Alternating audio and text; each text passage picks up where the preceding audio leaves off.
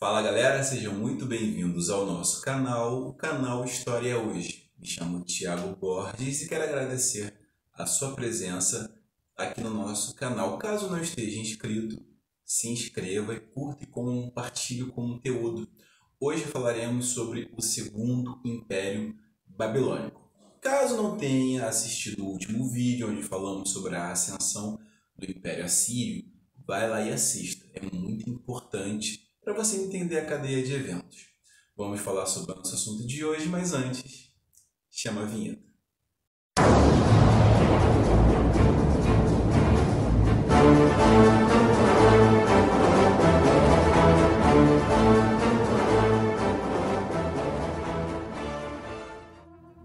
Durante muito tempo, o fogo, o ferro e a fúria foram as armas utilizadas pelos antigos assírios para impor o seu desejo, a sua vontade e o seu comando sobre os outros povos da Mesopotâmia. Porém, como todos nós sabemos, criar e manter um império muito extenso é muito difícil. Hoje você tem porta-aviões e aviões muito rápidos que te levam de um ponto a um outro distante com uma velocidade muito grande. Naquele período não era possível. E como era muito difícil você manter massas de tropas de soldados em pontos muito distantes, a corrupção e a degeneração também da liderança dos assírios os enfraqueceu. Percebendo essa fraqueza, era possível que os outros povos conquistados vissem que era o momento de sair fora e conquistar a sua liberdade. E assim foi.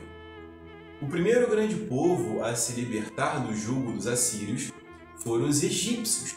Os egípcios, portanto, conseguem a sua independência dos assírios, o que faz com que outros povos também queiram a sua independência. Um outro grande líder de um outro povo foi Nabopolassar, líder dos caldeus.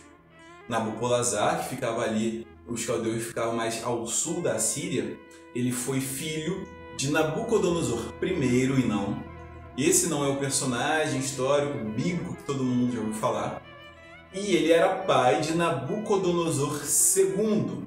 Esse sim é aquele personagem que todo mundo aqui conhece, de um filme, de uma novela ou da leitura da Bíblia. E ele percebe que agora era a hora. Ele era o rei dos caldeus. Só que ele sabia que, mesmo os assírios estando enfraquecidos, eles ainda eram muito fortes para ele. E que uma derrota para os assírios era sua condenação à morte. Os assírios eles eram muito cruéis com os seus derrotados. Volta lá no último vídeo e assiste. Eu falo sobre isso.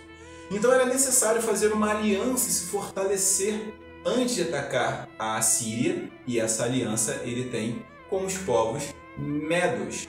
Os medos eles habitavam as planícies do que seria a Pérsia, que nós conhecemos hoje como o Irã. O país Irã, lá no Oriente Médio. Feita a aliança, ele casa seu filho, Nabucodonosor, com a princesa dos Medos, a princesa Amites. Bom, agora está tudo pronto, conjugamos nossos exércitos, vamos subir para a Síria. E depois de uma série de conquista após conquista, eles chegam à capital Nínive, capital da Síria. E assim como os assírios fizeram ao longo de muito tempo com muitos povos, assim agora acontece com eles também. A cidade de Nínive é totalmente arrasada, as muralhas são destruídas, a agricultura totalmente devastada, sobre as mulheres, as crianças e os idosos recaíram castigos terríveis, que eu não preciso falar. Os homens em idade militar também dispensa a necessidade de explicações sobre o que foram feito com eles. Porém, a queda da capital não significou o fim do império naquele momento. Quando a liderança, os generais, os príncipes e os sumos sacerdotes perceberam que Nínive cairia, eles fogem para um outro reduto, a cidade de Harã. Nabopolassar os persegue e os derrota em Harã também. Uma última tentativa de fugir, eles foram para a cidade de Carquemes, que é a cidade de Carquemes, o último reduto assírio, a última resistência, fica mais a oeste. E antes que Nabopolassar conseguisse chegar, eles mandam uma mensagem para o Egito, antigo povo vassalo do Egito. O faraó do Egito, naquele período, era o faraó, vocês sabem, faraó é o rei, o faraó Neco II, que ao receber o pedido de ajuda, pensa, olha, se eu for com as minhas tropas para Carquemes, derrotar Nabopolassar e diante da fraqueza dos assírios, bom, eu posso tomar aquilo tudo. Então, se antes eu era um povo vassalo, eu prestava obediência aos assírios, agora o Egito pode se tornar o dono de tudo. Eu vou lá, claro. Os olhos de Faraó então brilham diante da oportunidade. Eles pegam um grande exército, formam um grande exército e partem para Carquemes. Porém, nesse translado, ele precisa passar pelo território de Israel. Israel, você sabe, que eu comentei no último vídeo, ele foi dividido em 2 reinos depois do rei Jeroboão, que foi filho de Salomão, e foi filho de Davi.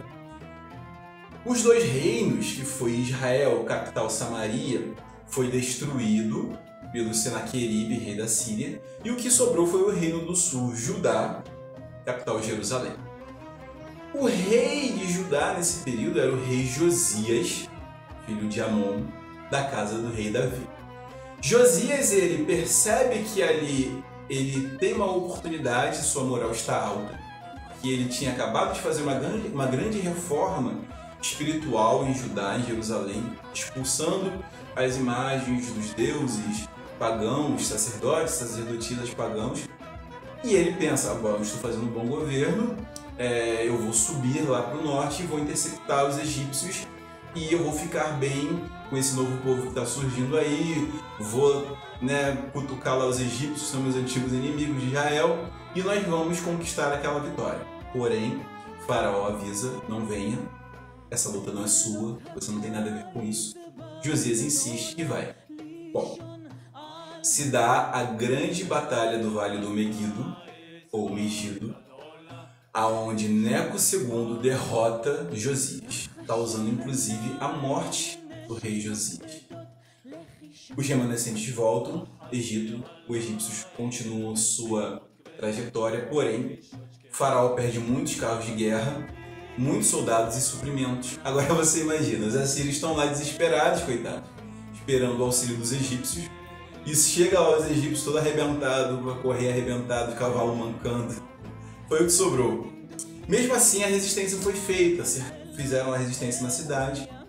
Seria necessária uma grande batalha ali em Carquemes, a Batalha Sangrenta, para conquistá-la. Nabopolassar vai em direção, mas Nabopolassar sabe que ele está velho, sabe que ele está cansado e ferido das outras batalhas. O que ele decide fazer então é dar ao seu filho Nabucodonosor o primeiro grande teste de fogo. Torna-o general e comandante dos exércitos conjugados dos caldeus e dos medos. Bom, Nabucodonosor assume o papel, vai até Carquemes e ali ele tem a sua grande primeira vitória militar e conquista. Derrota os egípcios do Neco II, que volta para o Egito com a sua meia dúzia de homens que sobraram. Os generais, os sacerdotes, os príncipes remanescentes, soldados remanescentes da Síria, ou são mortos ou são feitos escravos. Temos, portanto, assim, o fim definitivo do grande povo da Assíria. Bom, um império cai apenas para que outro se erga em seu lugar. Porém, Carquemes está arrasada, Harã está arrasada, Nínive está arrasada, Assur está arrasada. Aonde será feito esse novo império? Qual será a capital?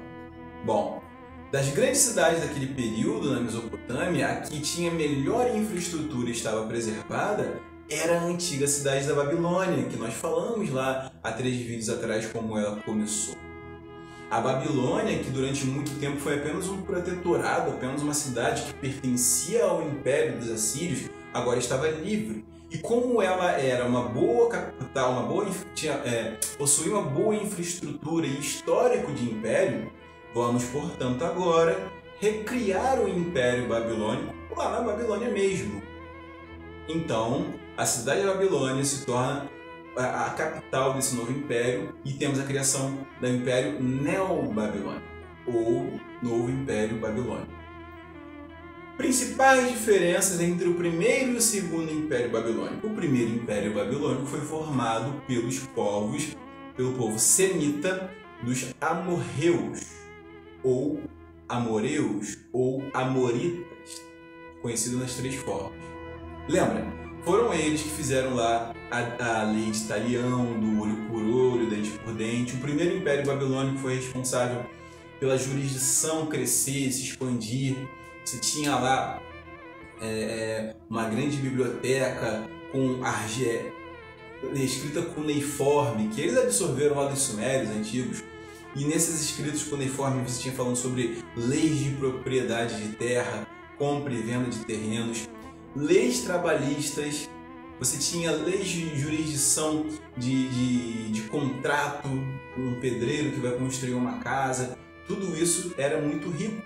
Então você tinha ali um grande acervo que tratava ali de questões jurídicas que os babilônicos criaram. Porém, o segundo império babilônico ele é formado agora pelos caldeus, um outro povo, uma outra dinastia. E outra coisa, entre o primeiro e o segundo império babilônico, você teve o povo do império assírio. Os assírios foram estes que criaram metalurgia, ferro. Antes dos assírios, as armas, as rodas lá, a estrutura das rodas dos carros, eram tudo de bronze, as armaduras, os capacetes eram tudo de bronze. Agora era tudo de ferro, espadas, escudos e lanças mais fortes, mais resistentes. Cavalaria, rodas de carros com estrutura de ferro. Não apenas isso, os assírios avançaram muito a questão da astronomia, da matemática, da agricultura. Então, entre o Império Babilônico e o outro assírio, entre o primeiro Império Babilônico e o segundo Império Babilônico, você teve os assírios. E o segundo Império Babilônico absorve toda a tecnologia, toda a matemática, toda a infraestrutura dos assírios. Então temos o Império Babilônico agora muito mais forte, muito mais poderoso. Será este que agora vai impor a sua vontade sobre os outros povos. Será esse que será agora conhecido como um flagelo de Deus sobre os outros povos. E nós falaremos mais sobre isso no segundo vídeo que faremos sobre o segundo Império Babilônico. Esse já está ficando grande, muito extenso. Eu sei que a paciência às vezes escapa. E eu preciso dar um pouco mais de calma e de informação abundante sobre o reinado de Nabucodonosor. Porque Nabucodonosor já está velho, está perto da morte. E é Nabucodonosor que vai impulsionar o segundo Império Babilônico a um nível de potência mundial nunca antes visto. Nós vamos fazer esse vídeo em breve, ele vai ser lançado essa semana ainda, tá? Então, por favor, não percam. Eu quero agradecer demais a presença de cada um de vocês aqui. Nós já estamos com 88 inscritos. Olha, parece muito pouco, mas para mim é muito mais do que uma sala de faculdade de história lotada. Somos todos nós aqui que estamos falando sobre a história. A história não tem pressa de passar, de demonstrar e de dizer o que está acontecendo. O nosso canal também não terá pressa de passar com calma e falar com calma sobre tudo o que aconteceu. Contar a história da nossa humanidade. Então, vamos encerrar o nosso vídeo agora. Antes, por favor, confere se está inscrito. Clica em se inscrever, vai lá na opção do sininho, coloca todas para que o YouTube manifeste para você cada vídeo que nós fazemos aqui. Bom, quero agradecer a sua presença. Não se esqueça que cada um de nós possui a sua própria história, mas apenas a história possui cada um de nós como seus fiéis observadores. Faremos em breve o segundo vídeo, não perca. Até lá, fiquem bem e até o próximo vídeo.